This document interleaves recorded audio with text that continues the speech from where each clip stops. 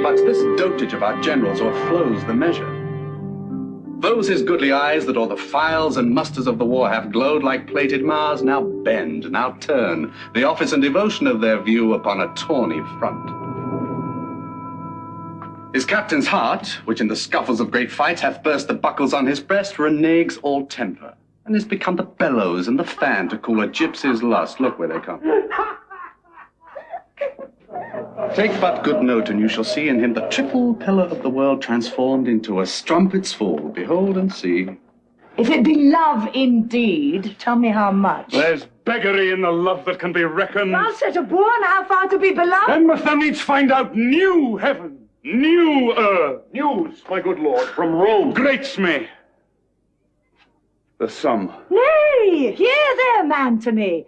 Fulvia, perchance, is angry. Or who knows if the scarce-bearded Caesar have not sent his powerful mandate to you. Do this or this, take in that kingdom or enfranchise that, perform or else we damn. Oh, my love. Perchance, nay, and most like you must not stay here longer. Your dismission is come from Caesar. Therefore hear it, Antony. Where's Fulvia's process? Caesar's, I would say. Both call in the messengers.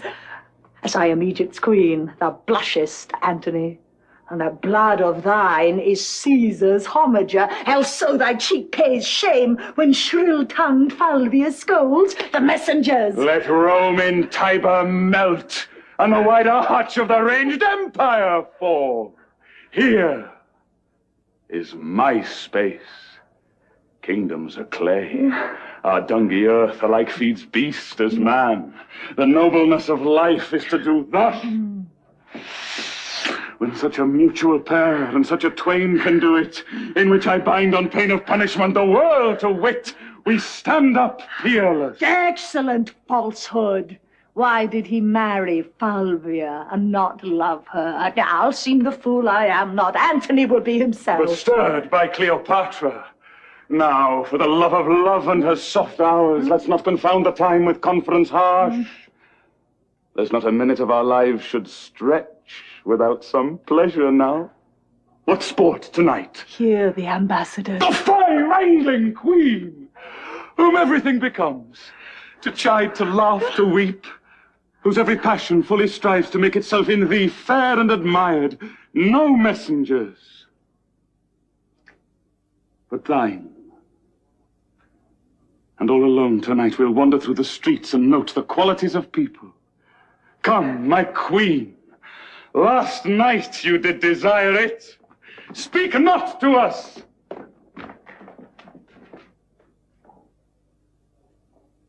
Is Caesar with Antonius prized so slight?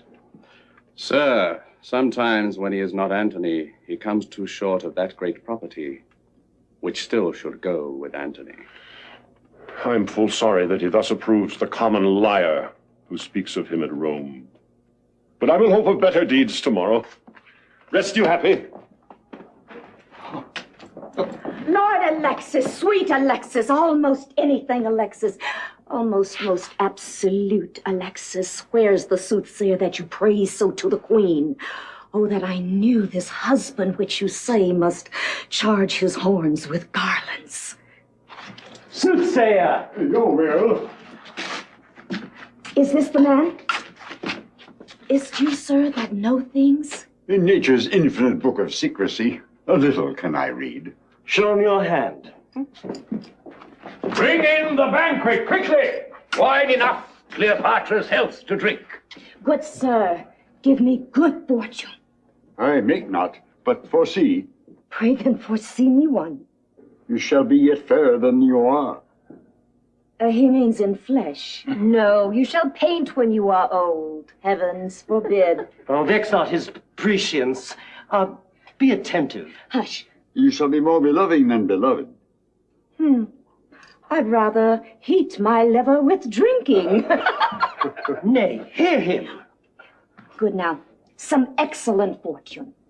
Let me be married to 3 kings in a forenoon and widow them all. Let me have a child at 50 to whom Herod of Jewry may do homage. Find me to marry me with Octavius Caesar and companion me with my mistress. You should outlive the lady whom you serve. Oh, excellent. I love long life better than figs. You have seen and proved a fairer form of fortune than that which now appears. Then belike my children shall have no names. Prithee, how many boys and wenches must I have? If every of your wishes had a womb, and per child every wish, 1,000,000. Out, fool, I forgive thee for a witch. Do you think none but your sheets are privy to your wishes? Nay. Come, Iras. Tell Iras hers. Prithee, tell her but a work-a-day fortune.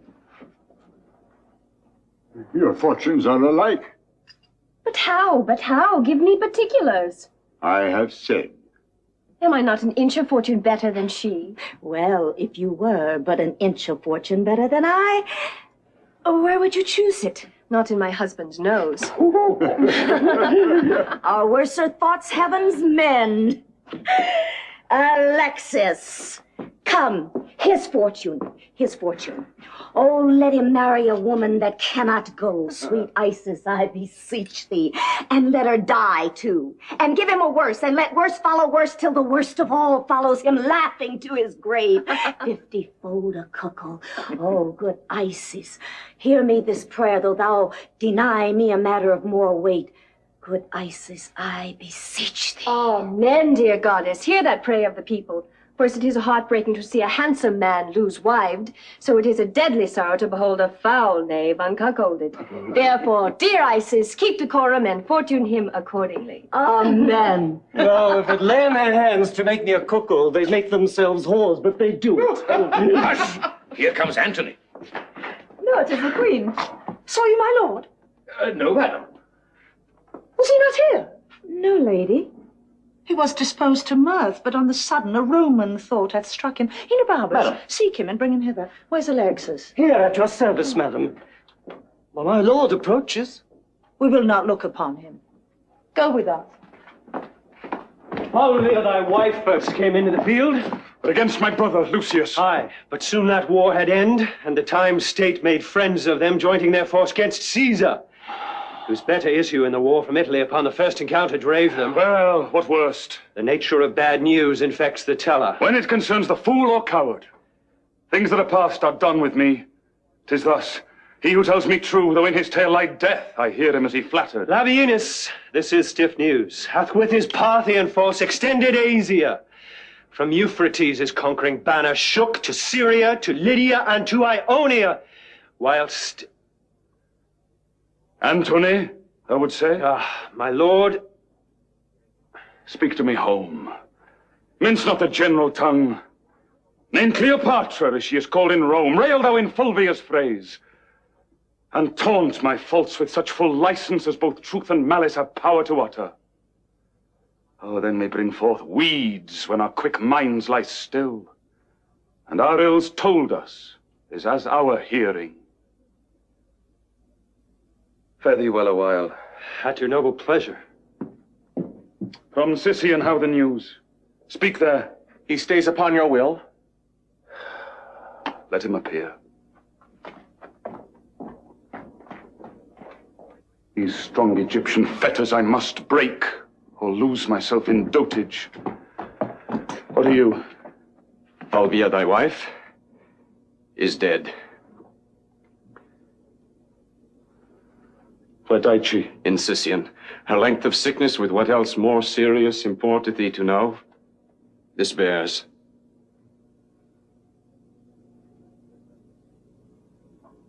Forbear me.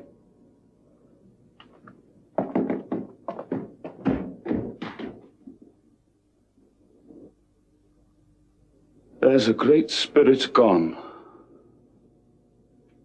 Thus did I desire it. What our contempts doth often hurl from us, we wish it ours again. Present pleasure by revolution lowering does become the opposite of itself. She's good, being gone. The hand could pluck her back that shoved her on. I must from this enchanting queen break off. 10,000 harms more than the ills I know my idleness doth hatch. Oh, now, Enobarbus. What's your pleasure, sir? I must with haste from hence. Why then we kill all our women? We see how mortal an unkindness is to them. If they suffer our departure, death's the word. I must be gone. Well, under a compelling occasion, let women die. 'Twere pity to cast them away for nothing, though between them and a great cause they should be esteemed nothing. Cleopatra, catching but the least noise of this, dies instantly. I've seen her die 20 times upon far poorer moment. I do believe there is metal in death which commits some loving act upon her. She hath such a celerity in dying. She's cunning past man's thought. Alas, sir, no. Her passions are compounded of nothing but the finest part of pure love. We cannot call her winds and waters, sighs and tears. They're greater storms and tempests than almanacs can report. And this cannot be cunning in her. For if it be, she makes a shower of rain as well as Jove. Would I had never seen her. Sir, then had you left unseen a wonderful piece of work, which not to have been blessed withal would have discredited your travel. Fulvia is dead. Sir? Fulvia is dead. Fulvia? Dead. Why, give the gods a thankful sacrifice. When it pleaseth their deities to take the wife of a man from him, it shows to man the tailors of the earth, comforting therein that when old robes are worn out, there are members to make new. If there were no more women but Fulvia, then had you indeed a cut and the case to be lamented. This grief is crowned with consolation. Your old smock brings forth a new petticoat, and indeed the tears live in an onion that should water this sorrow. The business she hath broached in the state cannot endure my absence. And the business you broached here cannot be without you, especially that of Cleopatra's, which wholly depends on your abode. No more light answers. Let our officers have notice what we purpose. I shall break the cause of our expedience to the queen and get her leave to part. For not alone the death of Fulvia with more urgent touches do strongly speak to us, but the letters too of many of our contriving friends in Rome petition us at home. Sextus Pompeius hath given the dare to Caesar and now commands the empire of the sea. Much is breeding. Say our pleasure. The such whose place is under us requires our quick remove from hence. I shall do it. Where is he? I did not see him since. See where he is, who's with him, what he does. I did not send you. If you find him sad, say I am dancing. If in mirth, report that I am sudden sick. Quick and return. Madam, methinks if you did love him dearly, you do not hold the method to enforce the like from him. What should I do? I do not. In each thing, give him way. Cross him in nothing. Ah, thou teachest like a fool the way to lose him. Tempt him not so too far. I wish forbear. In time, we hate that which we fear. Here comes Antony. I'm sick and sullen. I'm sorry to give breathing to my purpose. Help me away to Charmian. I shall fall. It cannot be thus along the sides of me. She will not sustain it. Now, my dearest queen. Pray thee, stand farther from me. What's the matter? I know by that same eye there's some good news. What? Says the married woman you may go, would she had never given you leave to come. Let her not say it is I that keep you here. I have no power upon you. Hers you are. The gods best Never know. was queen so mightily betrayed. Yet at the first I saw the treasons planted. Cleopatra. Why should I think you can be mine and true? Though you in swearing shake the throned gods who have been false to Falvia, riotous madness to be entangled with these mouth-made vows which break themselves in swearing. Most sweet queen! I pray you, seek no colour for your going, but bid farewell and go. When you sued staying, then was the time for words. No going then. Eternity was in our lips and eyes, bliss in our brows bent, none our parts so poor, but was a race of heaven. They are so still, or thou, the greatest soldier of the world, art turned the greatest liar. Oh, now, lady! What would I have thy inches? Thou shouldst know there were a heart in it. Hear me, queen! The strong necessity of time commands our services a while, but my full heart remains in use with you. Our Italy shines o'er with civil swords. Sextus Pompeius makes his approaches to the port of Rome. Equality of two domestic powers breed scrupulous faction.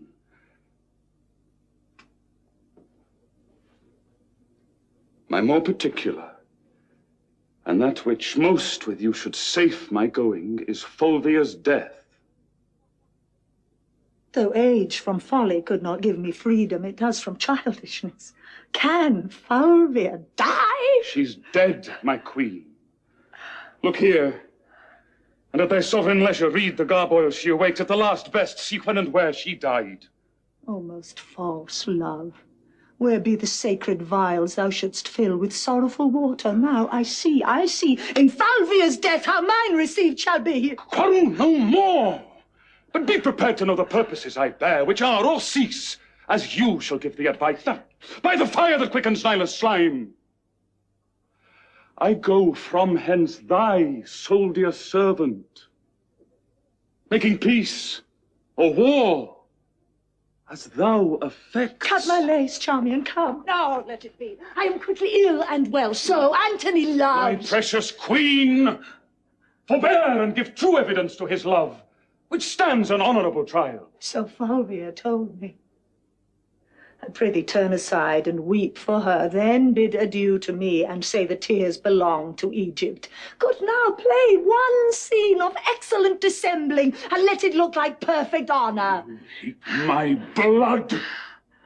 No more! You can do better yet, but this is meetly. Now by my sword! And target still he mends. But this is not the best. Look, prithee, Charmian, how this Herculean Roman doth become the carriage of his chafe.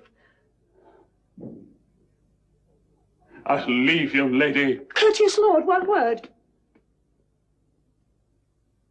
Sir, you and I must part. But that's not it. Sir, you and I have loved. But there's not it, that you know well. Something it is I would... Oh, my oblivion is of very Antony, and I am all forgotten. But that your royalty holds idleness your subject, I should take you for idleness itself. 'Tis sweating labour to bear such idleness, so near the heart as Cleopatra this. But, sir, forgive me, since my becomings kill me when they do not eye well to you. Your honour calls you hence. Therefore be deaf to my unpitied folly, and all the gods go with you. Upon your sword sit laurel victory, and smooth success be strewed before your feet. Let us go. Come. Our separation so abides and flies that thou residing here goest yet with me, and I hence fleeting here remain with thee.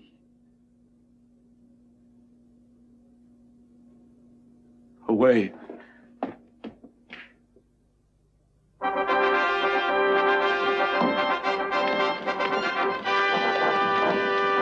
You may see, Lepidus, and henceforth know, it is not Caesar's natural vice to hate our great competitor. From Alexandria, this is the news. He fishes, drinks, and wastes the lamps of night in revel, is not more manlike than Cleopatra, nor the queen of Ptolemy more womanly than he. Hardly gave audience, vouchsafe to think he had partners. You shall find there a man who is the abstract of all faults that all men follow. Oh, I must not think there are faults enow to darken all his goodness.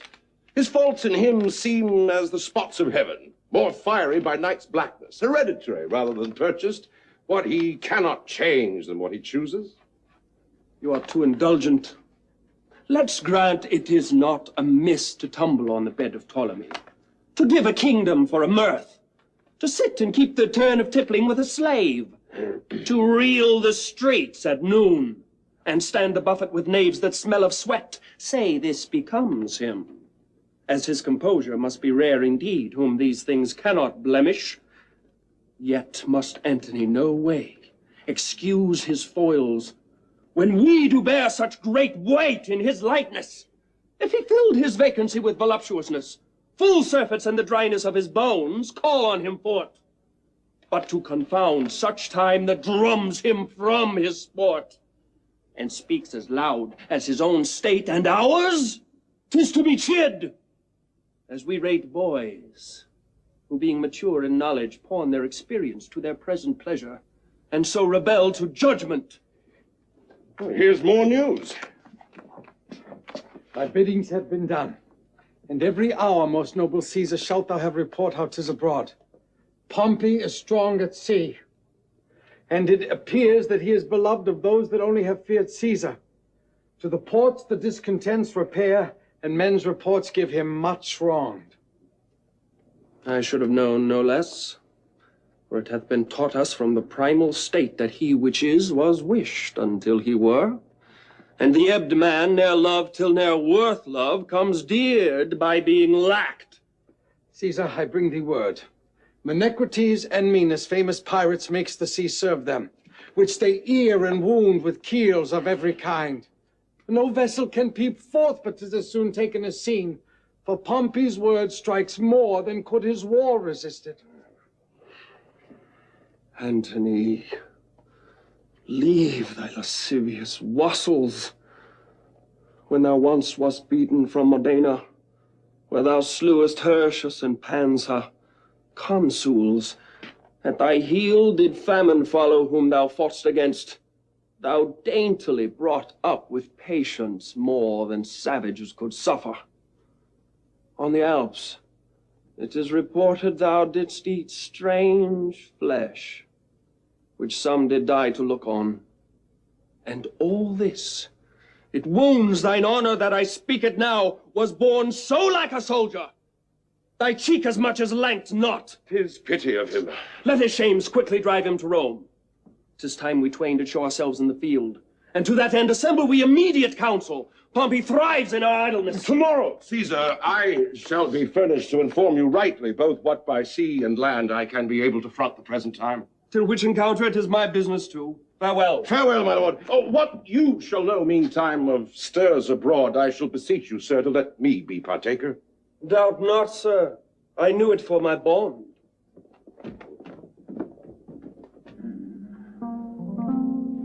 Charmian, madam.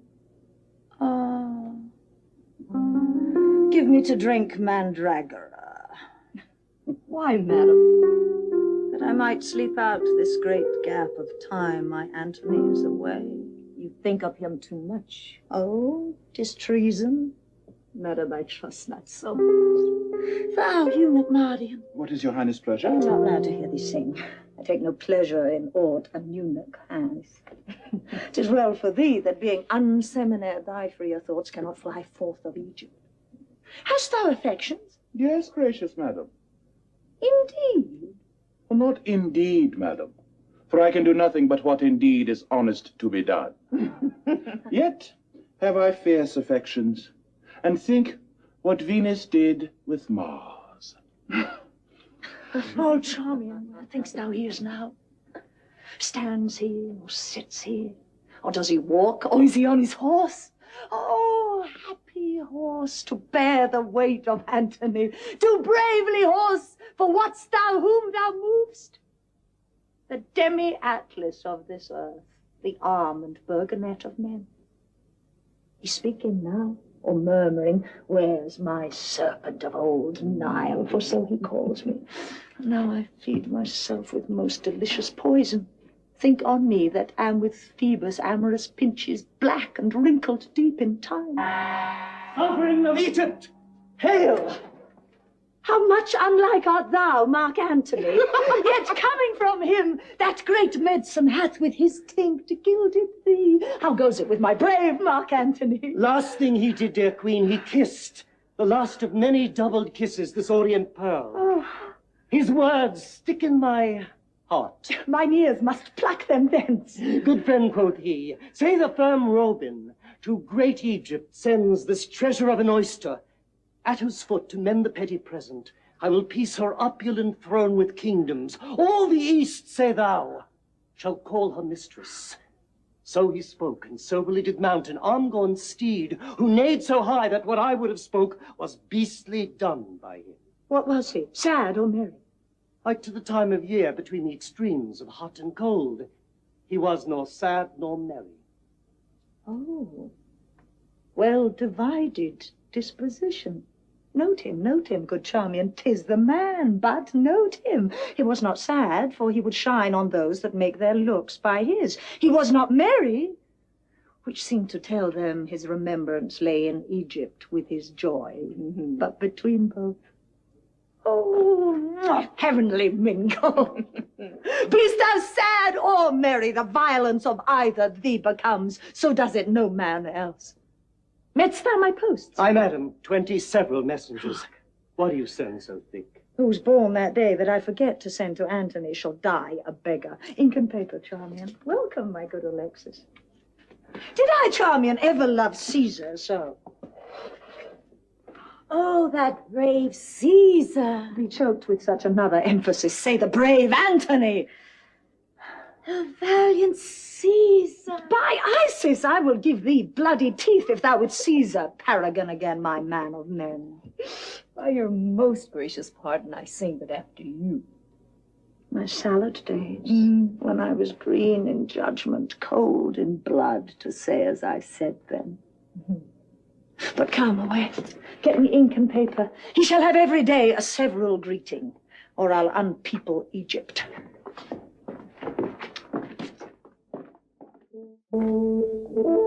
The great gods be just. They shall assist the deeds of justice men. No, worthy Pompey, that what they do delay, they not deny. Whiles we are suitors to their throne, decays the thing we sue for. We, ignorant of ourselves, beg often our own harms, which the wise powers deny us for our good. So find we profit by losing of our prayers. I shall do well. The people love me, and the sea is mine. My powers are crescent, and my auguring hope says it'll come to the full.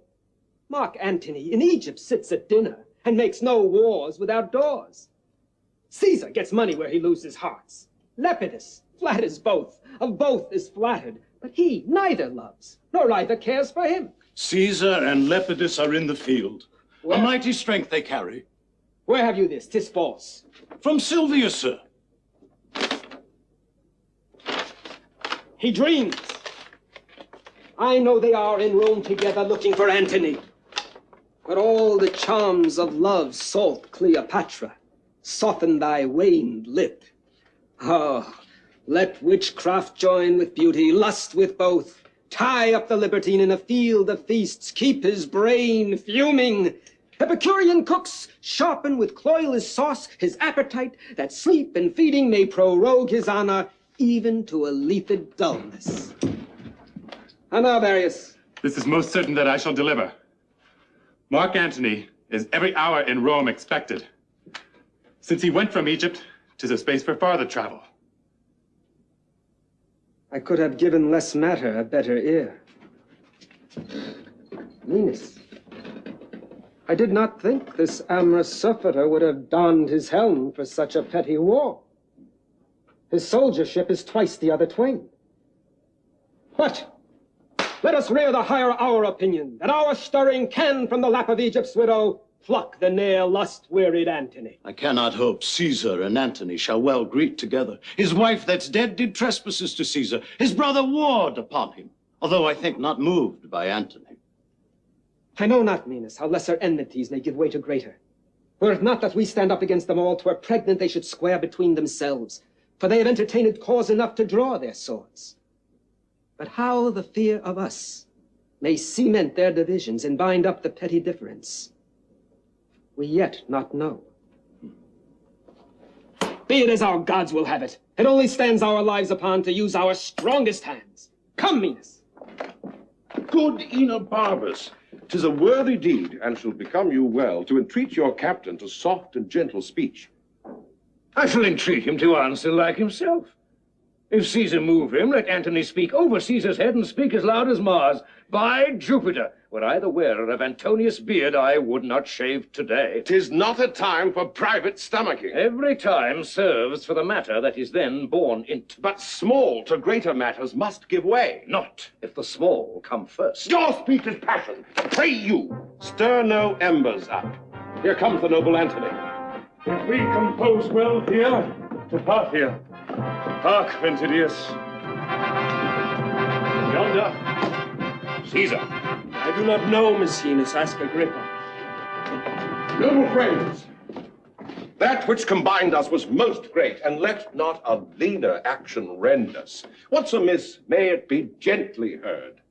When we debate our trivial difference loud, we do commit murder in healing wounds. Then, noble partners, the rather for I earnestly beseech, touch you the sourest points with sweetest terms, nor cursedness grow to the matter. 'Tis spoken well. Were we before our armies and to fight, I should do thus. Welcome to Rome. Thank you. Sit. Sit, sir. Nay, then.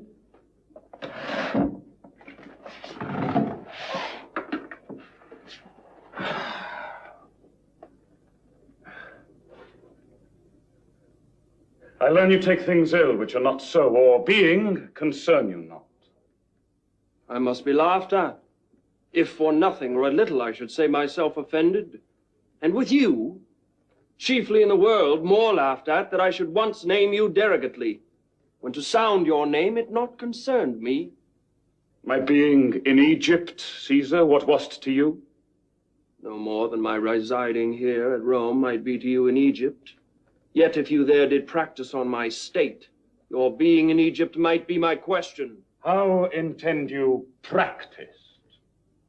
You may be pleased to catch at mine intent by what did here befall me.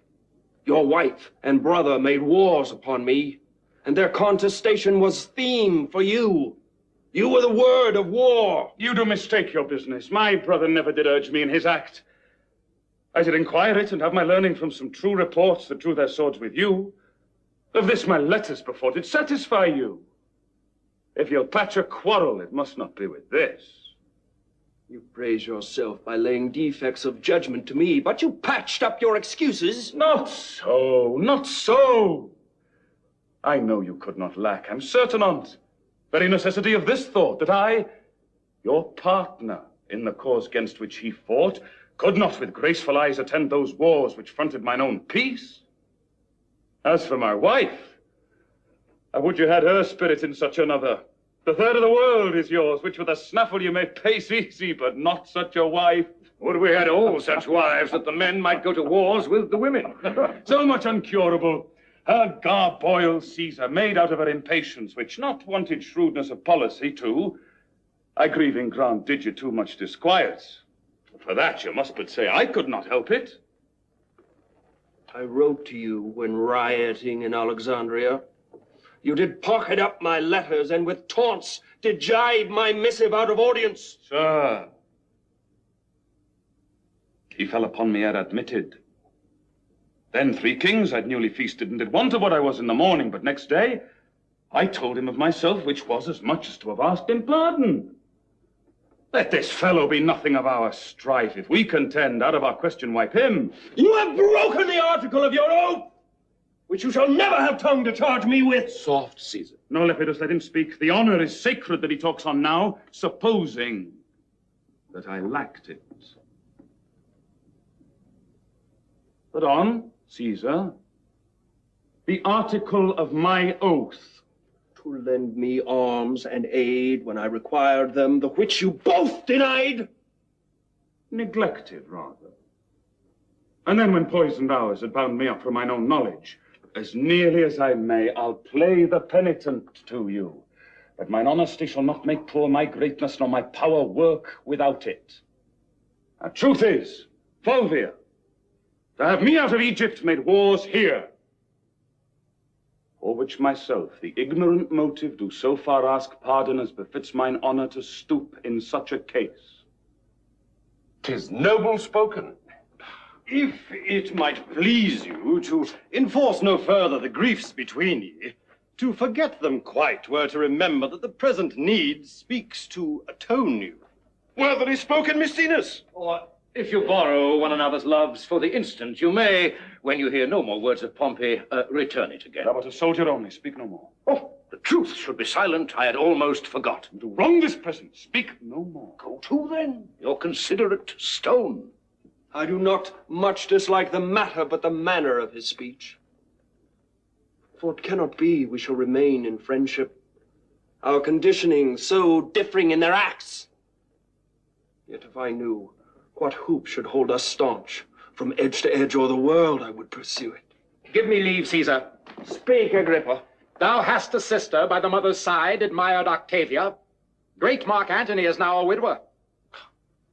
Say you not so, Agrippa. If Cleopatra heard you, your reproof would well deserve of rashness. I am not married, Caesar. Let me hear Agrippa further speak.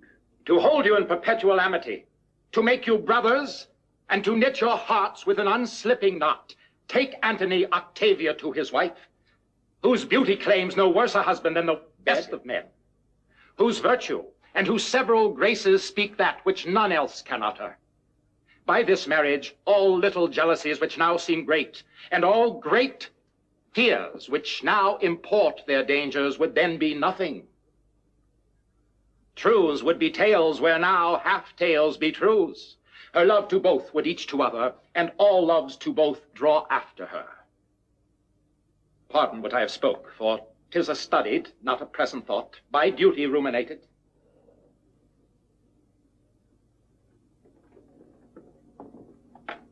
Will Caesar speak? Not till he hears how Antony is touched by what is spoke already. What power is in Agrippa if I would say, Agrippa, be it so, to make this good? The power of Caesar, and his power unto Octavia.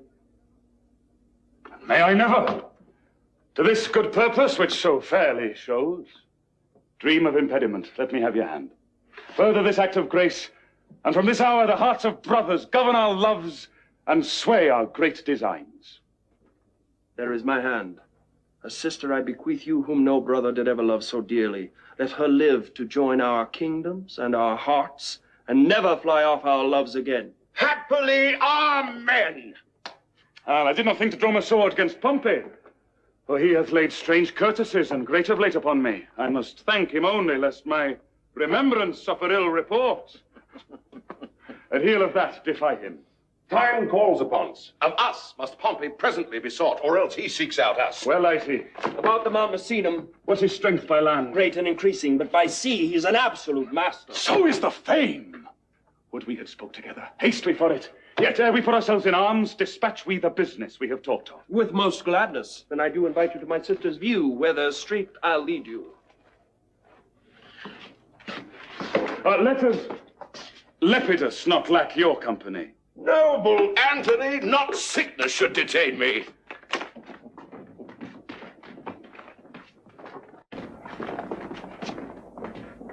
Welcome from Egypt, sir.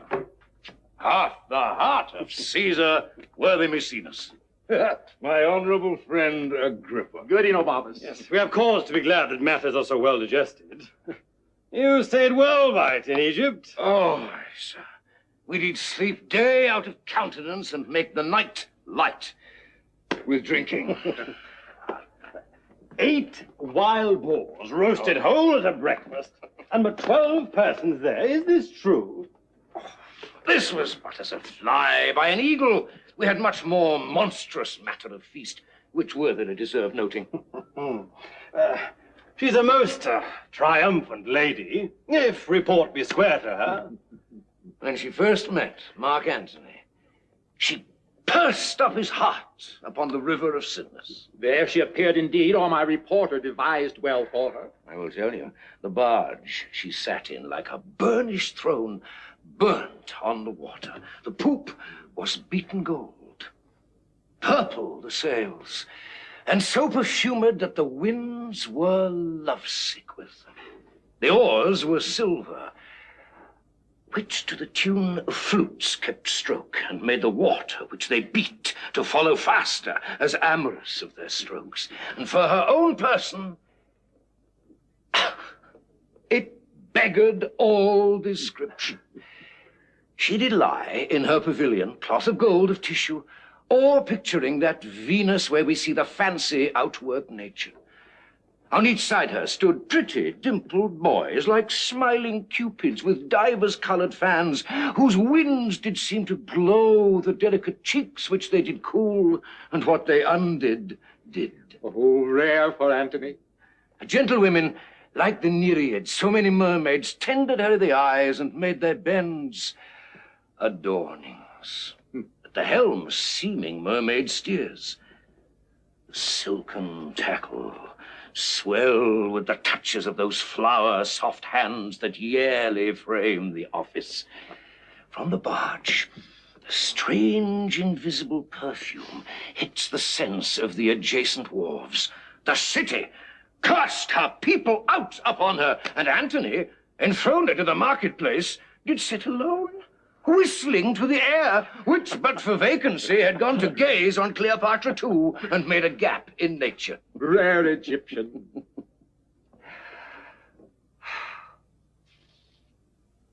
Upon her landing, Antony sent to her, invited her to supper. She replied it would be better he became her guest, which she entreated. Now courteous Antony, who ne'er the word of no woman heard speak, being barbered 10 times o'er, goes to the feast, and for his ordinary pays his heart for what his eyes eat only. Royal wench. She made great Caesar lay his sword to bed. He plowed her, and she crouched. I saw her once hop 40 paces through the public street, and having lost her breath, she spoke and panted that she did make defect perfection, and breathless, power breathed forth. But now Antony must leave her utterly. Never. He will not. Age cannot wither, nor custom stale her infinite variety. Other women cloy the appetites they feed, but she makes hungry where most she satisfies. For vilest things become themselves in her, that the holy priests bless her when she is riggish. Well, if beauty, wisdom, and modesty can settle the heart of Antony, Octavius a blessed lottery to him. Let us go. Good Enobarbus, make yourself my guest whilst you abide here. Humbly, sir, I thank you. The world and my great office will sometimes divide me from your bosom. Of which time before the gods my knee shall bow my prayers to them for you. Good night, sir. My Octavia, read not my blemishes in the world's report. I have not kept my square, but that to come shall all be done by the rule. Good night, dear lady. Good night, sir. Good night. Good night.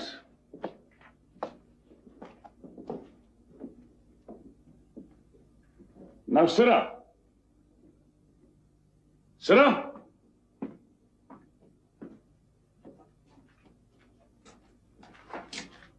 You do wish yourself in Egypt?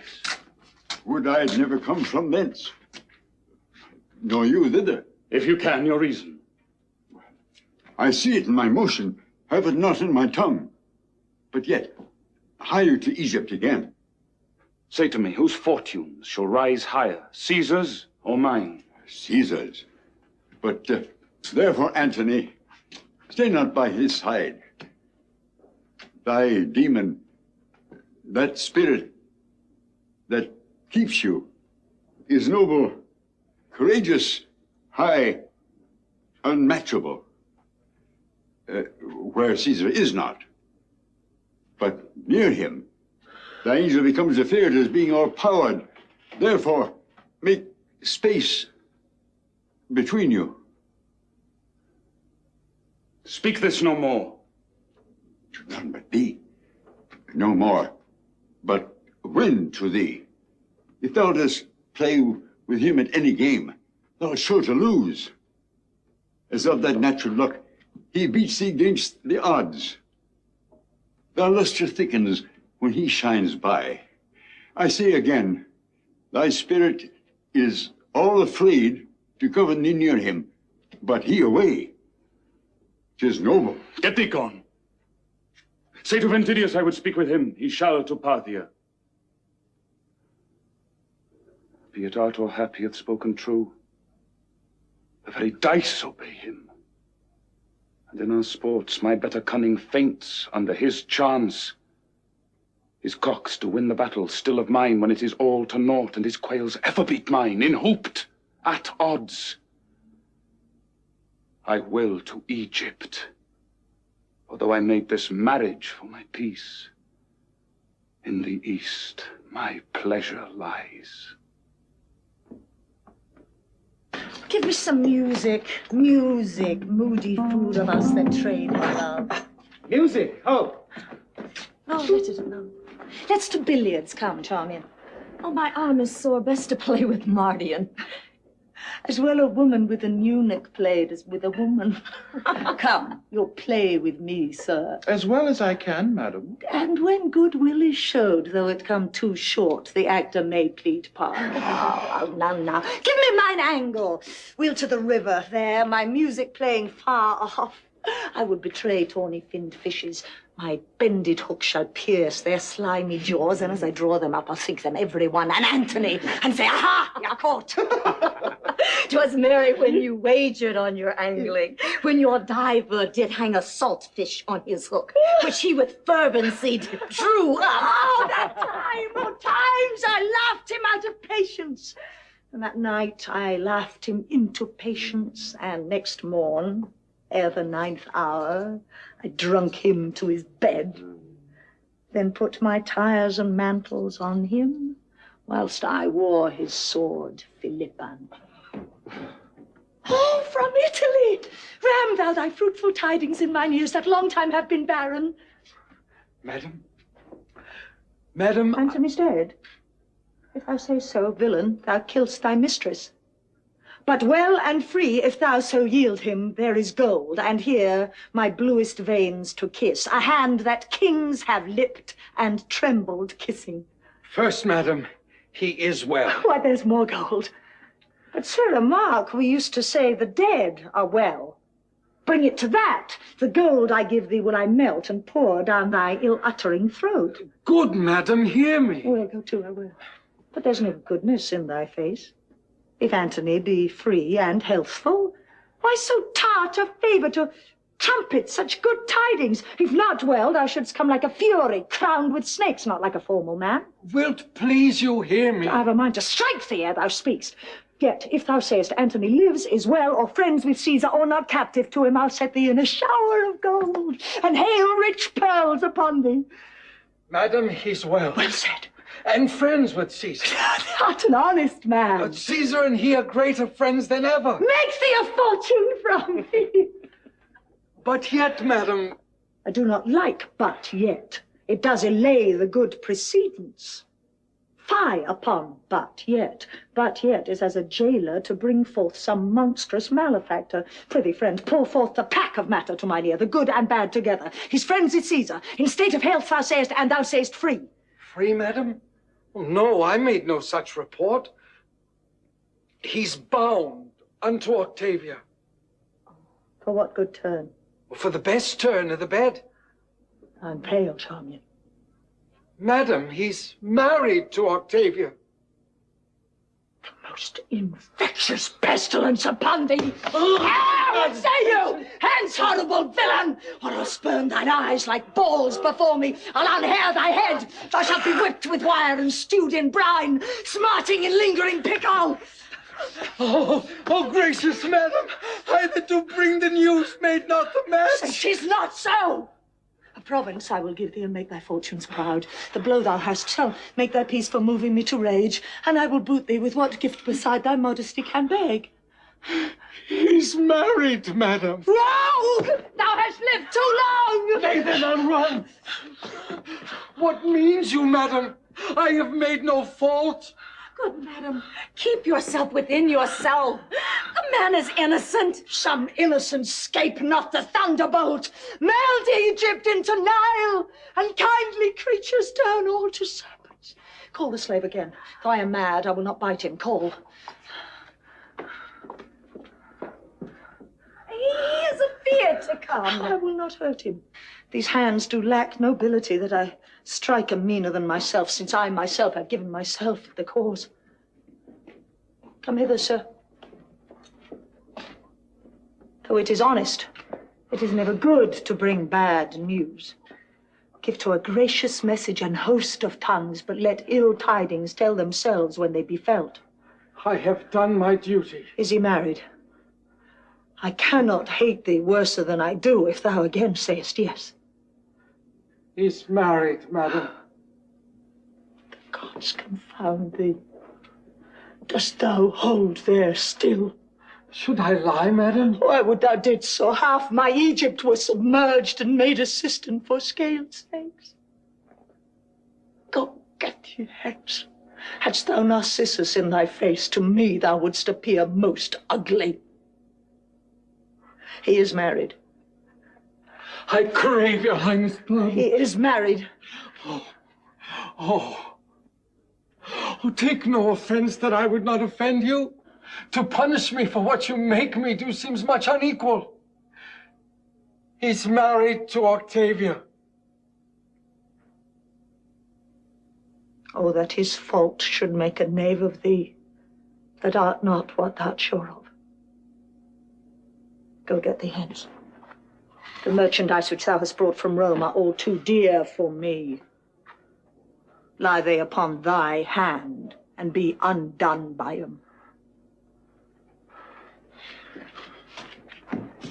Good, your highness. Patience. In praising Antony, I have dispraised Caesar. Many times, madam? I am paid for it now. Lead me from hence. I faint. Charmian. 'Tis no matter. Go to the fellow, good Alexis. Bid him report the feature of Octavia, her years, her inclination. Let him not leave out the colour of her hair. Bring me word quickly. Let him forever go! No, let him not, Charmian. Though he's painted one way like a Gorgon, the other way's a Mars. Bid you, Alexis, bring me word how tall she is. Pity me, Charmian, but do not speak to me. Lead me to my chamber.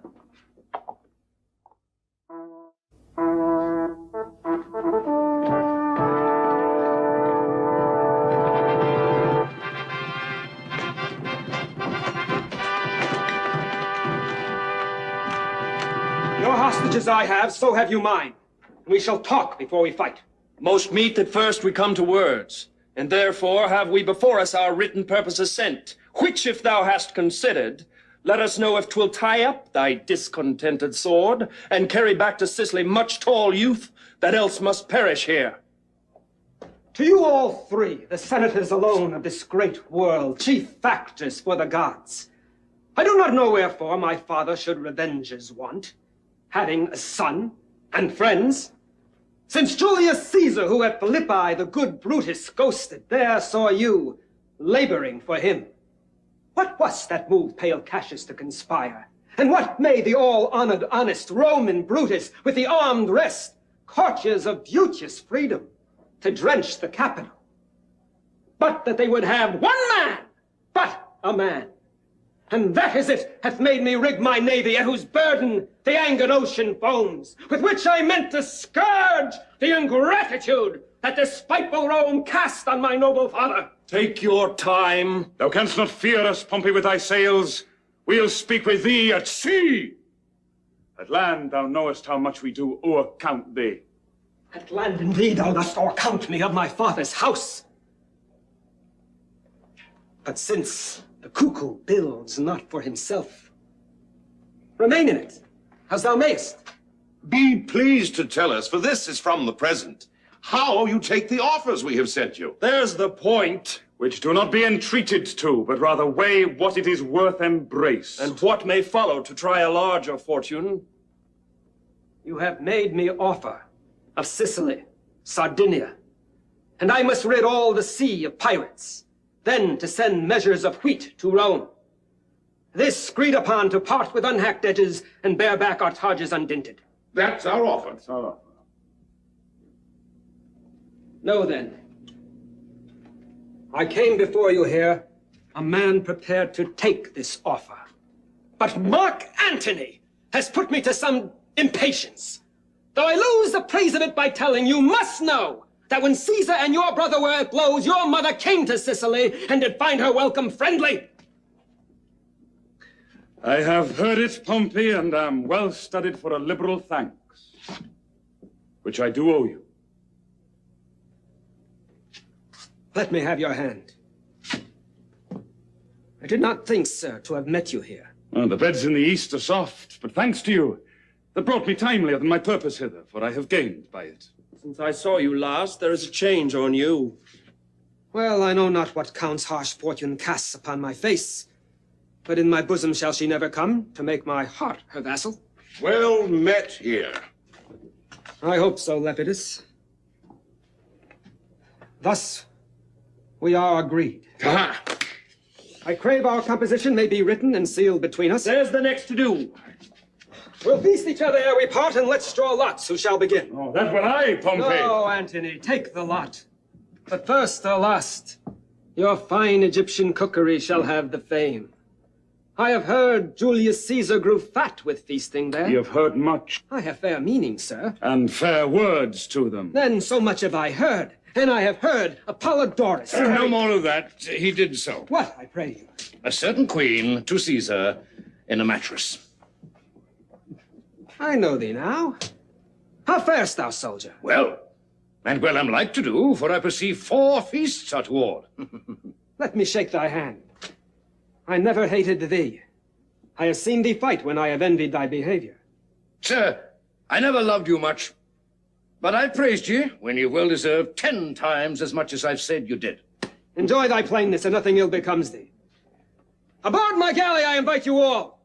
Will you lead, lords? Show us the way, sir. Come.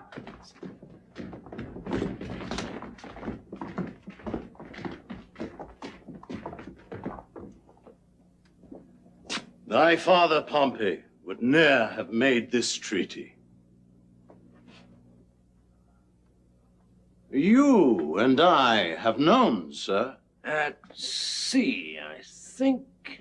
We have, sir. You've done well by water, and you by land.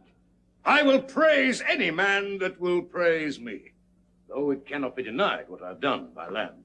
Nor what I have done by water. Yes, something you can deny for your own safety. You've been a great thief by sea. And you by land? Therein I deny my land service. Give me your hand, Venus. If our eyes had authority here, they might take 2 thieves kissing. All men's faces are true, whatsoe'er their hands are.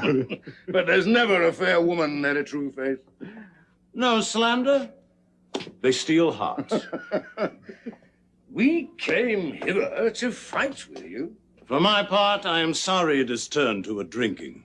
Pompey doth this day laugh away his fortune. If he do, sure he cannot weep back again. You have said, sir. We look not for Marc Antony here. Pray you, is he married to Cleopatra? Caesar's sister is called Octavia. True, sir. She was the wife of Caius Marcellus. She's now the wife of Marcus Antonius. Pray you, sir. That is true. Then is Caesar and he forever knit together. If I were bound to divine of this unity, I would not prophesy so. I think the policy of that purpose made more in the marriage than in the love of the parties. I think so, too. But you shall find the band that seems to tie their friendship together will prove the very strangler of their amity. Octavia is of a holy, cold, still conversation. Who would not have his wife so? Not he that himself is not so, which is Marc Antony. He will to his Egyptian dish again. Then shall the sighs of Octavia blow the fire up in Caesar. And as I said before, that which is the strength of their amity shall prove the immediate author of their variance. Antony will use his affection where it is. He but married his occasion here. And thus it may be. Come, sir, will you aboard? I have a health for you. I shall take it, sir. We have used our throats in Egypt. Come, let's away. He calls me boy! Chides as he had power to beat me out of Egypt. My messenger he hath whipped with rods. Dares me to personal combat. Caesar to Antony. Let the old ruffian know I have many other ways to die. Meantime, laugh at his challenge. Caesar must think. When one so great begins to rage, he's hunted even to falling. Give him no breath, but now make boot of his distraction. Never anger made good guard for itself. Let our best heads know that tomorrow the last of many battles we mean to fight. Within our files there are of those that served Marc Antony but late, enough to fetch him in. See it done. And feast the army! We have store to do it, and they've earned the waste. Poor Antony. He will not fight with me, Domitius. No. Why should he not? I think, being 20 times better of fortune, he is 20 men to 1. Tomorrow, soldier, by sea and land I'll fight. Or I will live or bathe my dying honor in the blood shall make it live again. Wilt thou fight well? Oh, I'll strike and cry, take all! Well said, come on. Call forth my household servants. Let's tonight be bounteous in our meal.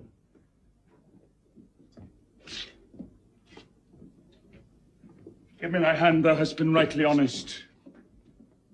So hast thou. And thou. And thou. And thou. You have served me well, and kings have been your fellows. What means this?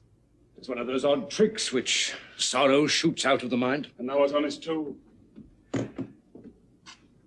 wish I could be made so many men, and all of you clapped up together in an Antony, that I might do you service so good as you have done. God forbid. Well, my good fellows, wait on me tonight. Scant not my cups, and make as much of me as when mine empire was your fellow too, and suffered my command. What does he mean? To make his followers weep. Tend me tonight. Maybe it is the period of your duty. Haply you shall not see me more, or if, a mangled shadow. Perchance tomorrow you'll serve another master. I look on you as one that takes his leave. Mine honest friends, I turn you not away, but like a master married to your good service, stay till death. Tend me tonight 2 hours, I'll ask no more, and the gods yield you for it. What mean you, sir, to give them this discomfort? Look, they weep. And I, an ass, am onion-eyed. Shame transform us not to women. Now the witch take me if I meant it thus. Grace grow where those drops fall. My hearty friends, you take me into dolorous sense. But I spake to you for your comfort. Did desire you to burn this night with torches. No, my hearts.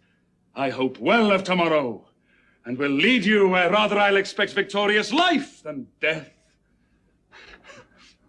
And honor.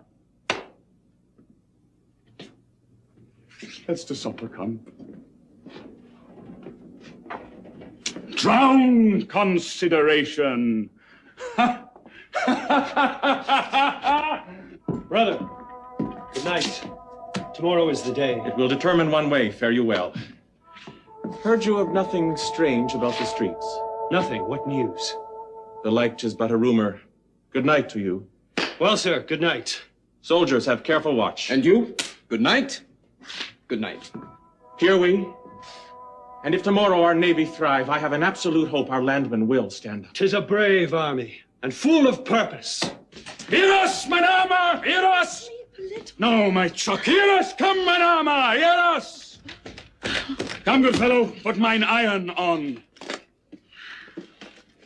If fortune be not ours today, it is because we brave her.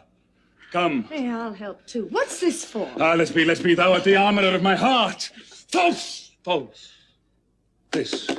Soothla, I'll help. Thus it must be. Well, we shall thrive now. Cease thou, my good fellow. Go, put on thy defences. Bravely, sir. It's not this buckled. Really? He that unbuckles this till we do please to doff it for our repose shall hear a storm. How fumblest, Eros? And my queen's a squire more tight at this than thou. Dispatch! Oh, love,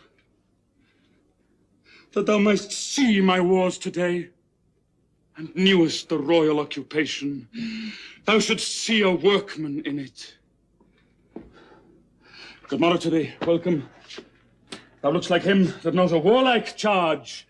To business that we love, we rise betimes and go to it with delight. 1,000, sir, early though it be, have on their riveted trim and at the port expect you. The morn is fair. Good morrow, General. 'Tis well blown, lads. This morning, like the spirit of a youth that means to be of note, begins betimes. Fare thee well, dame. Whate'er becomes of me, this is a soldier's kiss. Rebukable and worthy, shameful check it were to stand on more mechanic compliment.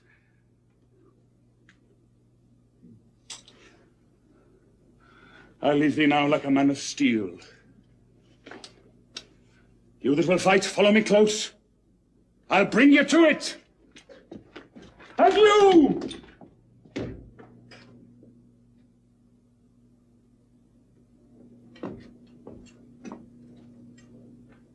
Please you retire to your chamber. Leave me. He goes forth gallantly, that he and Caesar might determine this great war in single fight. Then, Antony. But now, well, on.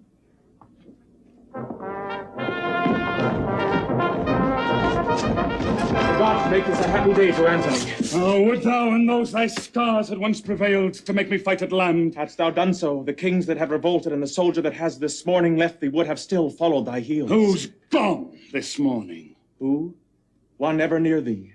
Call for Enobarbus, he shall not hear, or from Caesar's camp say I am none of thine. What sayest thou? Sir, he is with Caesar. Sir, his chests and treasures he has not with him.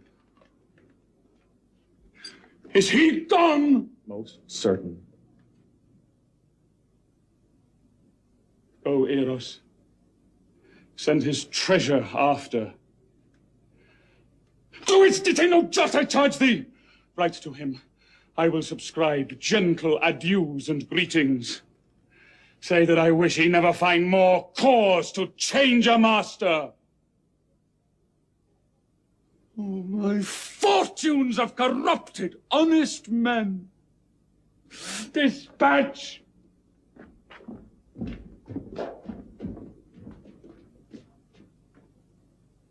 Enobarbus. Go forth, Agrippa, and begin the fight. Our will is Antony be took alive. Make it so known. Caesar, I shall. The time of universal peace is near. Prove this a prosperous day. The three-nooked world shall bear the olive freely. I hear Antony is coming to the field. Go, plant those that have revolted in the van, that he may seem to spend his fury upon himself. Alexas did revolt, and went to jury upon affairs of Antony. There did dissuade great Herod to incline himself to Caesar and leave his master Antony. For this pains, Caesar hath hanged him. Ventidius and the rest that fell away have entertainment, but no honorable trust. I have done ill, of which I do accuse myself so sorely that I will joy no more. Enobarbus, Antony hath after thee sent all thy treasure, with his bounty overplus. The messenger came on my guard, and at thy tent is now unloading of his mules. I give it you! Mock not, Enobarbus, I tell you true. Best you safe the bringer out of the host. I must attend mine office, or would have done it myself. Your emperor continues still a Jove. I am alone the villain of the earth, and feel I am so most. Oh, Antony, thou mine of bounty, how wouldst thou have paid my better service when my turpitude thou dost so crown with gold? This blows my heart. If swift thought break it not, a swifter mean shall outstrike thought. But thought will do it, I feel. I fight against thee? No. I will go seek some ditch wherein to die. The foulest best fits my latter part of life. Sire, we have engaged ourselves too far. Caesar himself has worked, and our oppression exceeds what we expected.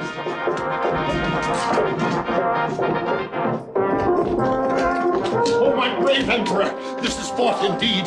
Had we done so at first, we'd have driven them home with clouts about their heads. Rather bleeds to pace. I had a wound here that was like a T, and now 'tis made an H. They do retire! Keep them in the bench holes. I have yet room for 6 Scotches more. They are beaten, sir, and our advantage serves for a fair victory. Let's score their backs and snatch them up as we do hares behind. 'Tis sport to maul a runner. I will reward thee, once for thy sprightly comfort, tenfold for thy good valor. I'll halt after. We have beat him to his camp! Run one before and let the queen know of our jests.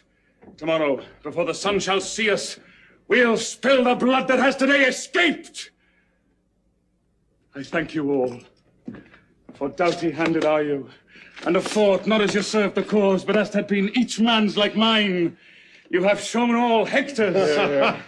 Enter the city, clip your wives, your friends, tell them your feats, whilst they with joyful tears wash the congealment from your wounds, and kiss the honoured gashes whole. Give me thy hand. To this great fairy I'll commend thy acts, make her thanks bless thee.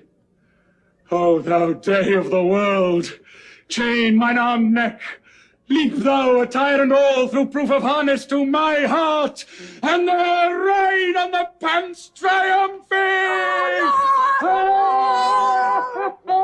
Oh, infinite virtue, comest thou smiling from the world's great snare uncaught? My nightingale!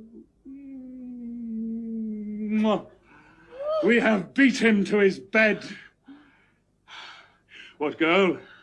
Though grey do something mingle with our younger brown, yet have we a brain that nourishes our nerves, and can get goal for goal of youth.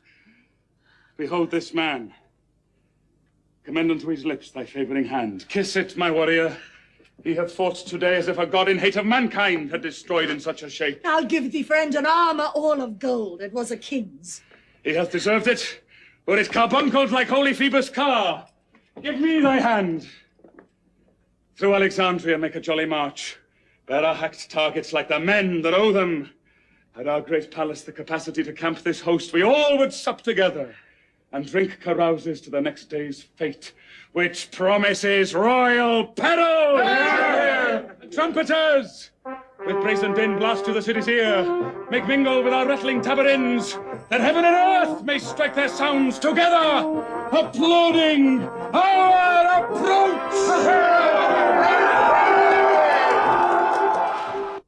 Eros, thou yet beholdst me? I know, O Lord. Sometime you see a cloud that's dragonish, A vapor, sometimes like a bear or lion, a towered citadel, a pendant rock, or forked mountain, a blue promontory with trees upon it that nod unto the world and mock our eyes with air. Thou hast seen these signs. They are black Vespers' pageants. Aye, my lord. That which is now a horse, even with a thought that racked its limbs and makes it indistinct as water is in water. It does, my now, lord. Thy captain, is he in such a body? Here I am, Antony. It cannot hold this visible shape, my knave. I made these wars for Egypt, and the queen whose heart I thought I had, for she had mine, which whilst it was mine had annexed unto it 1,000,000 more, now lost. She, Eros, has packed cards with Caesar, and false played my glory unto an enemy's triumph. Oh no, weep not, gentle Eros. There is left us ourselves to end ourselves. Thy vile lady, she has robbed me of my sword! No, Antony. My mistress loved thee, and her fortunes mingled with thine entirely. Saucy eunuch, peace! She has betrayed me! And shall die the death. The death of one person can be paid but once, and that she has discharged. What thou wouldst do was done unto thy hand. The last she spake was Antony, most noble Antony. Then in the midst, a tearing groan did break the name of Antony. 'Twas divided between her heart and lips. She rendered life, her name so buried in her. Dead, then? Dead.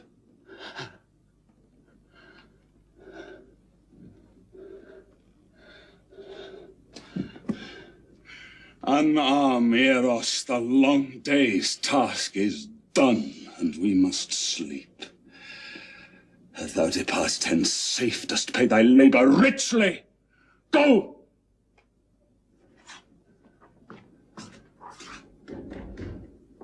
Off. Pluck off.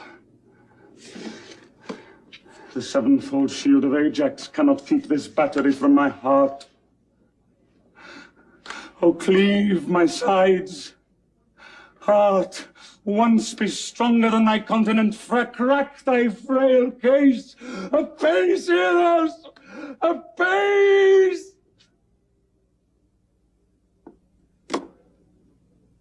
No more a soldier. Bruised pieces go. You have been nobly born. From me a while.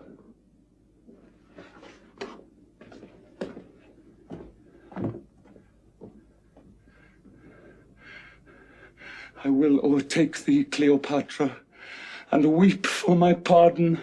Eros, I come, my queen. Eros, stay for me. Where souls do couch on flowers, we'll hand in hand, and with our sprightly ports make the ghosts gaze. Dido and her Aeneas shall want troops, and all the haunt be ours. Come, Eros! Eros! What would my lord? Thou hast sworn, Eros, that when the exigence should come, which now is come indeed, when I should see behind me the inevitable prosecution of disgrace and horror, that on my command thou then wouldst kill me. To it the time has come. Thou strikest not me, 'tis Caesar thou defeatst. Put colour in thy cheek. The gods withhold me. Shall I do that which all the Parthian darts, though enemy, lost aim and could not? Eros, wouldst thou be windowed in great Rome? And see thy master thus, with pleached arms bending down his corrigible neck, his face subdued to penetrative shame, whilst the wheel seat of fortunate Caesar drawn before him branded his baseness that ensued. I would not. Amen, for with a wound I must be cured. Draw that thy honest sword, which thou hast worn, most useful for thy country. Sir, pardon me. Eros, when I did set thee free, swast thou not then to do this when I bade thee? Do it at once! Else thy precedent services are all but accidents unpurposed. Draw, and come. Turn from me, then, that noble countenance, wherein the worship of the whole world lies. Lo thee. My sword is drawn. Then let it do at once the thing why thou hast drawn it. My dear master, my captain and my emperor, let me say, before I strike this bloody stroke, farewell. 'Tis said, man, and farewell. Farewell, great chief. Shall I strike now? Now, Eros! Or there, then. Thus do I escape the sorrow of Antony's death.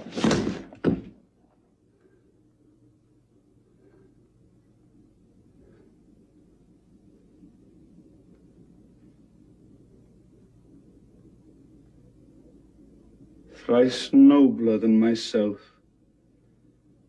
who teachest me, O valiant Eros, what I should and thou couldst not. My queen and Eros have got by their brave instruction upon me a nobleness in record. But I will be a bridegroom in my death, and run into it like to a lover's bed. Come then! And Eros, thy master, dies thy scholar. To do thus I learnt of thee.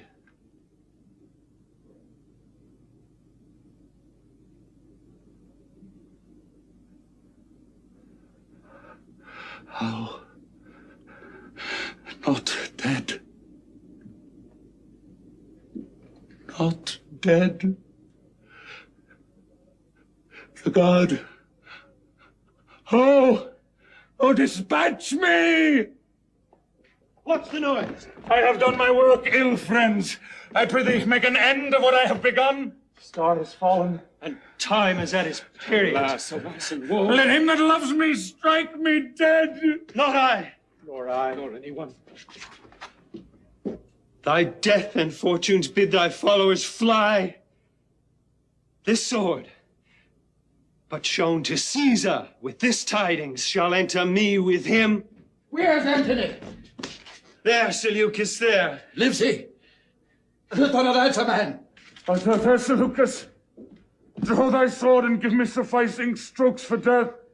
Most absolute lord, my mistress Cleopatra sent me to thee. When did she send thee? Now, my lord. Where is she? Locked in her monument.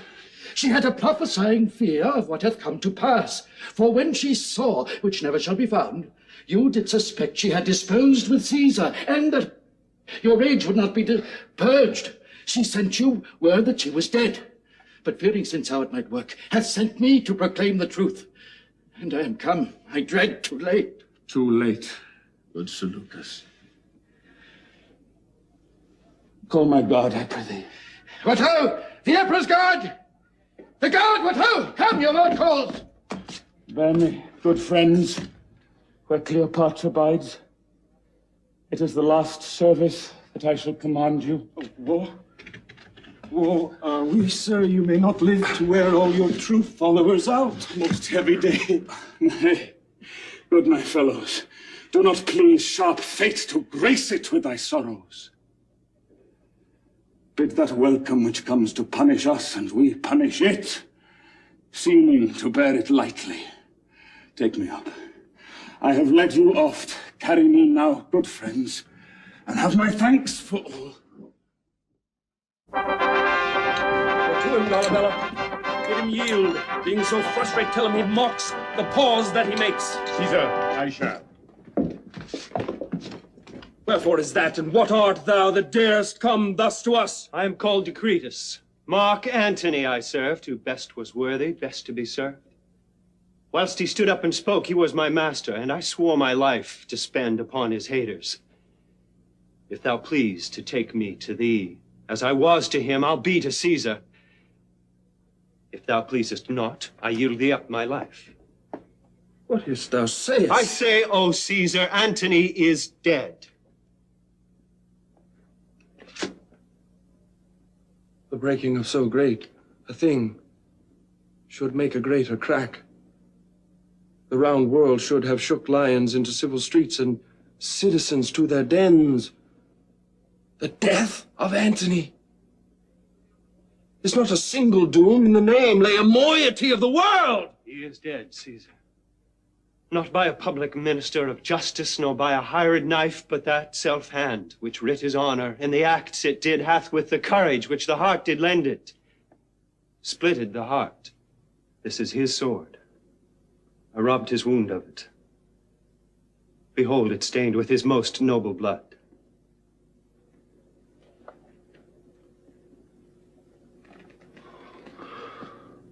Look you sad, friends. The gods rebuke me, but it is tidings to wash the eyes of kings. And strange it is that nature must compel us to lament our most persisted deeds. His taints and honors waged equal with him. A rarer spirit never did steer humanity, but you gods will give us some fault to make us men. Caesar is touched. When such a spacious mirror is set before him, he needs must see himself. Oh, Antony, I have followed thee to this. But we do launch diseases in our bodies. I must perforce have shown to thee such a declining day, or look on thine. Oh, but yet, let me lament with tears as sovereign as the blood of hearts, that thou, my brother, my competitor, in top of all design, my mate in empire, friend and companion in the front of war, the arm of mine own body and the heart, where mine his thoughts did kindle, and our stars unreconcilable should divide our equalness to this. Hear me, good friends. But I will tell you at some meeter season, the business of this man looks out of him. We will hear him what he says. Whence are you? A poor Egyptian yet. The queen, my mistress, confined in all she has, her monument, of thy intense desires instruction, that she preparedly may frame herself in the way she is forced to. Bid her have good heart. She soon shall know of us by some of ours, how honorable and how kindly we determine for her. For Caesar cannot live to be ungentle. So the gods preserve thee.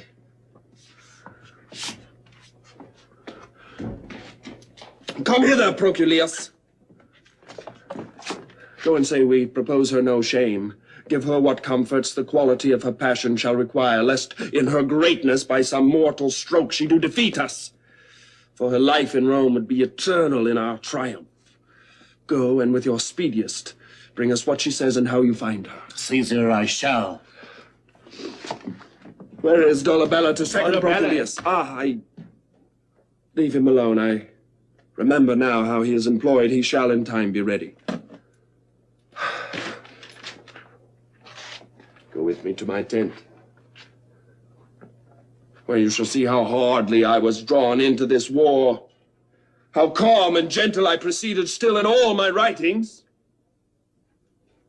Go with me. See what I can show in this. My desolation does begin to make a better life. 'Tis paltry to be Caesar. Not being fortune, he's but fortune's knave, a minister of her will.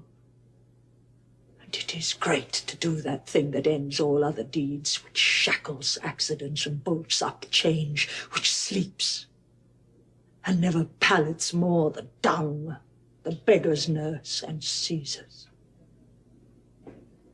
Caesar sends greeting to the Queen of Egypt, and bids thee study on what fair demands thou meanst to have him grant thee. What's thy name? My name is Proculius. Antony did tell me of you, bade me trust you. But I do not greatly care to be deceived that have no use of trusting. If your master would have a queen, his beggar, you must tell him that majesty, to keep decorum, must no less beg than a kingdom. If he please to give me conquered Egypt for my son, he gives me so much of mine own as I will kneel to him with thanks. Be of good cheer. You have fallen into a princely hand. Fear nothing. Make your full reference freely to my lord, who is so full of grace that it flows over in all that need. Let me report to him your sweet dependency, and you shall find a conqueror that will pray in aid for kindness, where he for graces kneel to. Pray you tell him I am his fortune's vassal, and I send him the greatness he has got. I hourly learn a doctrine of obedience, and would gladly look him in the face. This I'll report, dear lady. Have comfort, for I know your plight is pitied of him that caused it. You see how easily she may be surprised. Guard her till Caesar come. Royal Queen. Cleopatra, thou art taken, Queen. Hold! My lady, hold! Do not yourself such wrong, who are in this relieved, but not betrayed. But of death, too, that rids our dogs of languish. Cleopatra, do not abuse my master's bounty by the undoing of yourself. Let the world see his nobleness well acted, which your death will never let bring forth. Where art thou, death? Come hither, come, come, come, and take a queen worth many babes and beggars. Oh, temperance lady! Sir, I will eat no meat. I'll not drink, sir. If idle talk will once be necessary, I'll not sleep neither. This mortal house I'll ruin. Do Caesar what he can.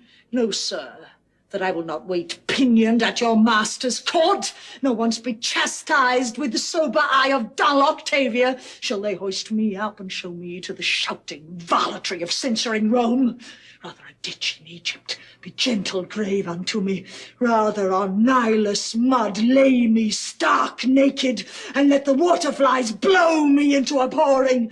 Rather make my country's high pyramids my gibbet, and hang me up in chains. You do extend these thoughts of horror further than you shall find cause in Caesar. Proculius, what thou hast done thy master Caesar knows, and he hath sent for thee. As for the queen, I'll take her to my guard. So, Dolabella, it shall content me best. Be gentle to her. To Caesar I will speak what you shall please, if you'll employ me to him. Say I would die.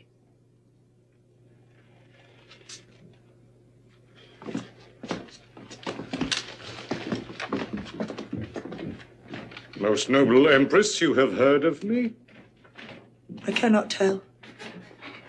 Assuredly you know me. No matter, sir, what I have heard or known. You laugh when boys or women tell their dreams. It's not your trick. I understand not, madam. I dreamt there was an emperor, Antony. Oh, such another sleep that I might see but such another man. If it might please you. His face was as the heavens, and therein stuck a sun and moon, which kept their course and lighted the little o' the earth. Most sovereign creature. His legs bestrid the ocean. His reared arm crested the world. His voice was propertied as all the tuned spheres, and that to friends. But when he meant to quail and shake the orb, he was as rattling thunder. For his bounty there was no winter in't, and autumn 'twas that grew the more with reaping. His delights were dolphin-like, they showed his back above the element they lived in. In his livery walked crowns and crownets. Realms and islands were as plates dropped from his pocket. Cleopatra. Think you there was, or might be, such a man as this I dreamt of? Gentle lady, no. You lie up to the hearing of the gods. But if there be, or ever were one such, 'tis past the size of dreaming. Nature wants stuff to vie strange forms with fancy, yet to imagine an Antony were nature's peace 'gainst fancy, condemning shadows quite. Hear me, good madam. Your loss is as yourself great, and you do bear it as answering to the weight. Would I might never o'ertake pursued success, but I do feel by the rebound of yours a grief which smites my very heart at root. I thank you, sir. Know you what Caesar means to do with me? I am loath to tell you what I would you knew. May I pray you, sir? Though he be honorable. He'll lead me then in triumph. Madam, he will, I know it. Make way! Make way for Caesar!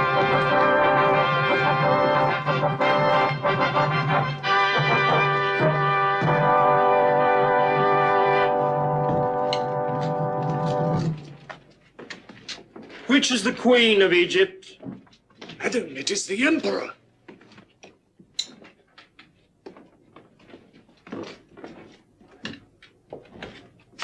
Arise, you shall not kneel. I pray you rise. Rise, Egypt. The gods will have it thus. My master and my lord I must obey. Take to you no hard thoughts. The record of what injuries you did us, though written in our flesh, we shall remember as things but done by chance. So, sir, of the world, I cannot project mine own course so well to make it clear, but do confess I have been laden with like frailties, which before have often shamed our sex. Cleopatra, no, we will extenuate rather than enforce.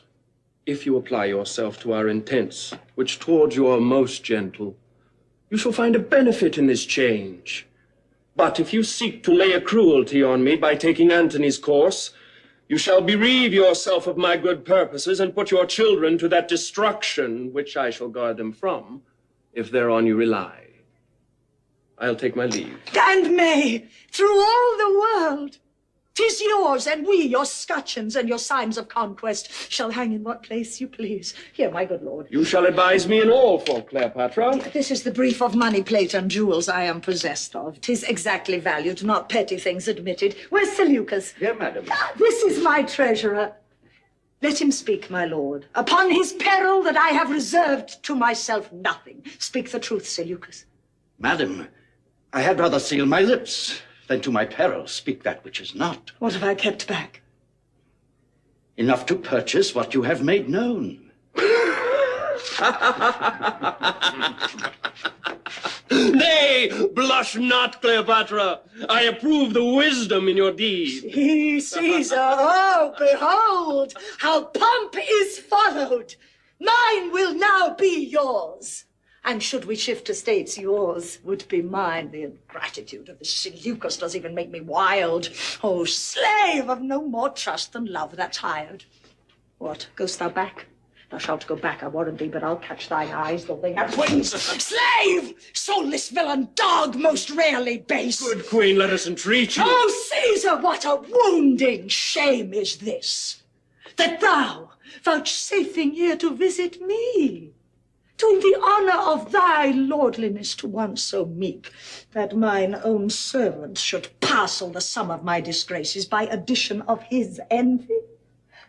Say, good Caesar, that I some lady trifles have reserved, in moment toys, things of such dignity as we greet modern friends withal, and say some nobler token have I kept apart for Livia and Octavia, to induce their mediation. Must I be unfolded with one that I have bred? For gods, it smites me beneath the fall I have.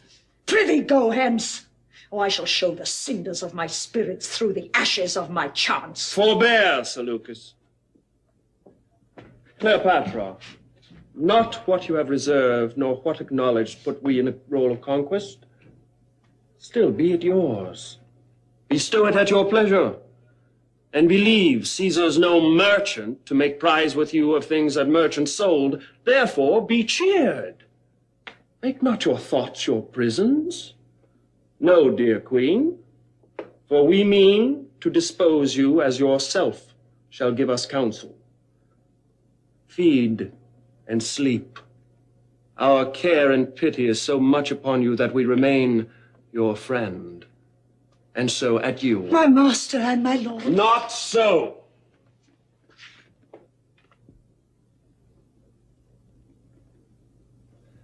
Adieu.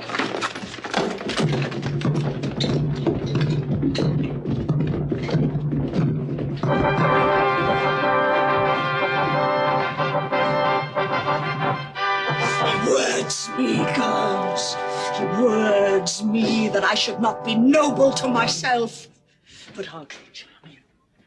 Finish, good lady. The bright day is done, and we are for the dark. Try thee again. I have spoke already. It is provided. Go put it to the haste. Madam, I will. Thereto sworn by your command, which my love makes religion to obey, I tell you this. Caesar through Syria intends his journey, and within 3 days you, with your children, will he send before. Make your best use of this. I have performed your pleasure, I, your servant. Adieu, good queen. I must attend on Caesar. Farewell and thanks.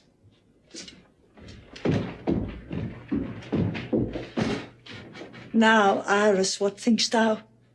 Thou, an Egyptian puppet, shall be shown in Rome as well as I. Mechanic slaves with greasy aprons, rules on hammers, shall uplift us to the view. In their thick breaths, rank of gross diet, shall we be enclouded and forced to drink their vapour. Gods forbid! And it is most certain, Iras. Saucy lictors will catch at us like strumpets, and scald rhymers ballad us out of tune. The quick comedians extemporally will stage us and present our Alexandrian revels. Antony shall be brought drunken forth, and I shall see some squeaking Cleopatra buoy my greatness in the posture of a whore. Oh, the good gods! Nay, 'tis most certain. I'll never see it, for I'm sure my nails are stronger than mine eyes. Why, that's the way to fool their preparation and conquer their most absurd intents. Now, Charmian, show me my women like a queen. Fetch me my best attires. I am again for Sidness to meet Marc Antony. Sirrah Arisco, thou noble Charmian will dispatch indeed, and when thou hast done this chair, I'll give thee leave to play till doomsday. Bring our crown and all. Wherefore's this noise? Here is a rural fellow that would not be denied your highness's presence. He brings you figs. Let him come in. What poor an instrument may do a noble deed? He brings me liberty. My resolution's placed, and I have nothing of woman in me. Now, from head to foot, I am marble constant. Now the fleeting moon no planet is of mine. This is the man. Avoid and leave him.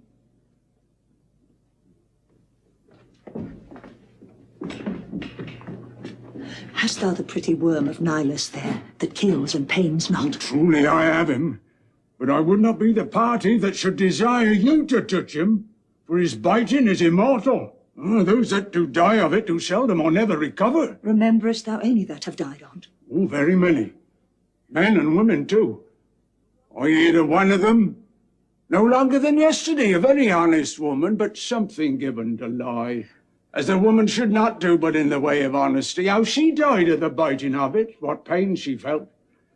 Truly, she makes a very good report of the worm, but he that will believe all that they say shall never be saved by half that they do. But this is most valuable. The worm's an odd worm. I'll get thee hence, farewell.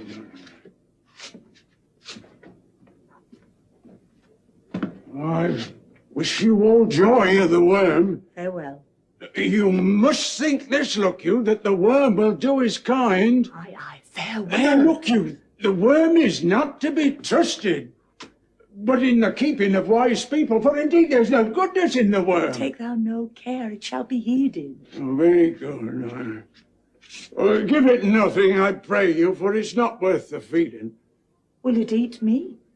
Oh, you must not think I am so simple, but I know the devil himself will not eat a woman.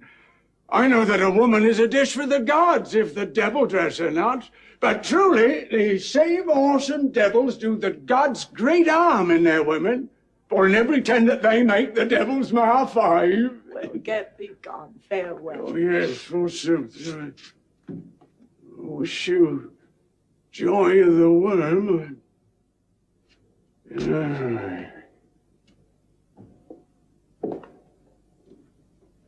Give me my robe. Put on my crown. I have immortal longings in me. Now no more the juice of Egypt's grape shall moist this lip. Yeah, good Iras, quick. Methinks I hear Antony call. I see him rouse himself to praise my noble act. I hear him mock the luck of Caesar, which the gods give men to excuse their after wrath. Husband, I come. Now to that name my courage prove my title. I am fire and air. My other elements I give to baser life. So, have you done?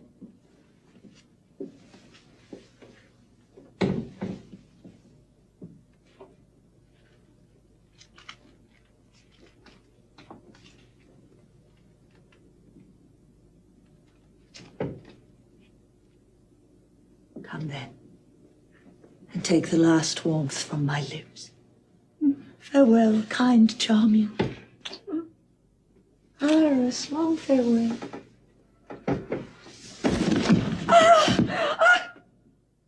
Have I the aspic on my lips?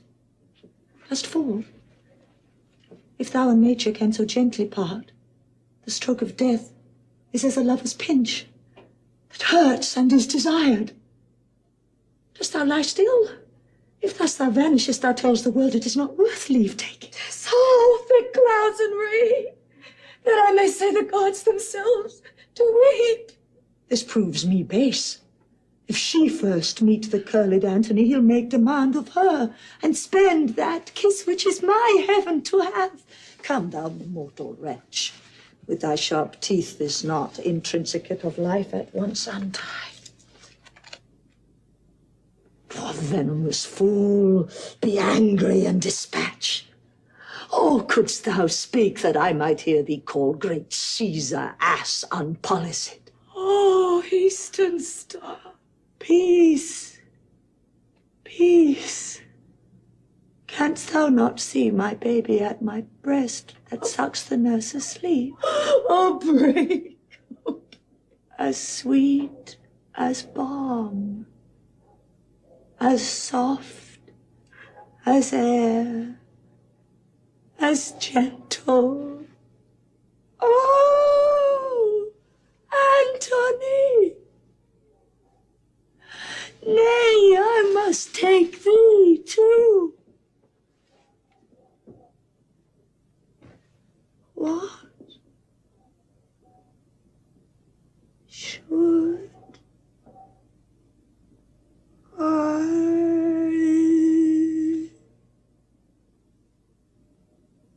stay?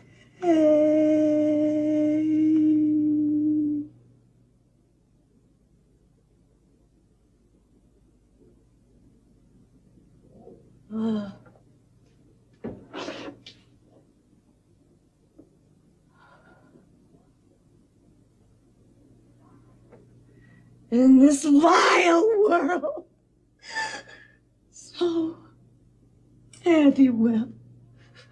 And now boast thee death in thy possession lies, alas, unparalleled. Downy windows close, and golden Phoebus never be beheld of eyes again so royal. Your crown once arrive, I'll mend it and then play. Where's the queen? Speak softly, wake her not. Caesar hath sent. Too slow a messenger. Have a peace. Dispatch.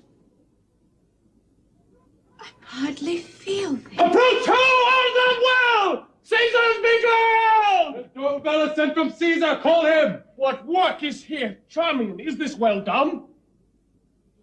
Well done. And fitting for a princess descended of so many royal kings. Soldier. How goes it here? All dead.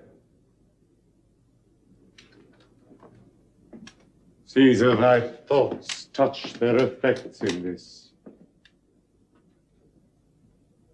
Thyself art coming to see performed the dreaded act which thou so soughtst to hinder. Away there! Away for Caesar! So you are too sure and augural. That you did fear is done. Bravest at the last.